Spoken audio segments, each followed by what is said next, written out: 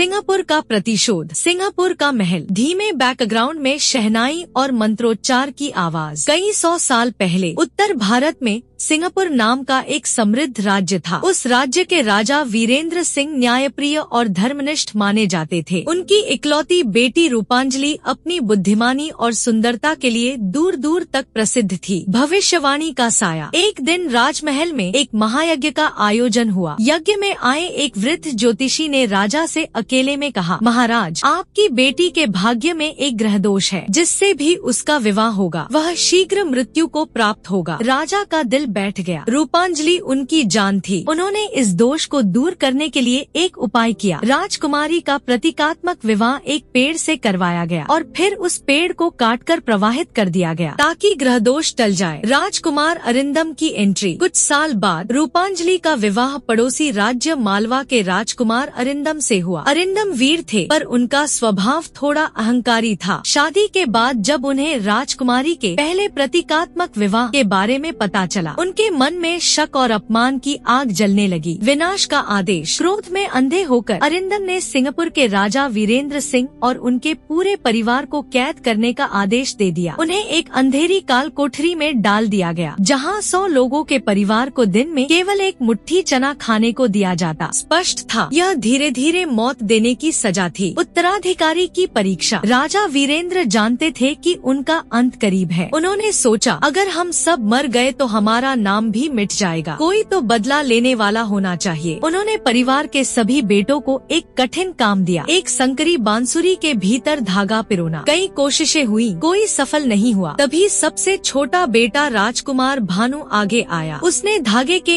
एक सिरे पर शहद लगाया और बांसुरी के दूसरी ओर चींटी छोड़ दी। चींटी शहद की गंध पाकर धागा अपने साथ खींच लाई। राजा मुस्कुराए। यही है हमारे कुल का सच्चा उत्तराधिकारी, बुद्धिमान और धैर्यवान। आखिरी सांस और प्रतिज्ञा। एक एक कर सभी भाई और बहन भूख से मर गए। अंत में राजा वीरेंद्र ने अपने अंतिम क्षण में भानु का हाथ पकड़कर कहा, बेटा, अब तू ही है जो हमारे अपमान का बदला लेगा। वचन दे कि हमारे शत्रु का वंश मिटा देगा। भानु ने प्रतिज्ञा ली। बदले की आग। अरिंदम ने भानु को दया दिखाकर रिहा कर दिया, सोचते हुए एक बच्चा हमारा क्या बिगाड़ेगा। लेकिन यही उसकी सबसे बड़ी भूल थी। भानु ने वर्षों तक अपने अपमान का बदला लेने की योजना बनाई। उसने अरिंदम के मंत्रियों को आपस में लड़वाया, दोस्ती के बहाने उसकी सेना को कमजोर किया और आखिरकार युद्ध में उसे हरा दिया। अंत और सीख। जब अरिंदम मारा गया, भानु ने उसकी आंखों में देखते हुए कहा, ये उसी एक मुट्ठी खाने का बदला है जो तूने हमारे पूरे परिवार को दिया था। कहते हैं कि भानु ने अपने प्रतिशोध के बाद हथियार छोड़ दिए और बाकी जीवन एक साधु के रूप में बिताया। सीख। कभी कभी इंसान की सबसे बड़ी ताकत उसका धैर्य और बुद्धि होती है, लेकिन जब उसे अपमान और अन्याय झेलना पड़े तो वही बुद्धि विनाश का कारण भी बन सकती है।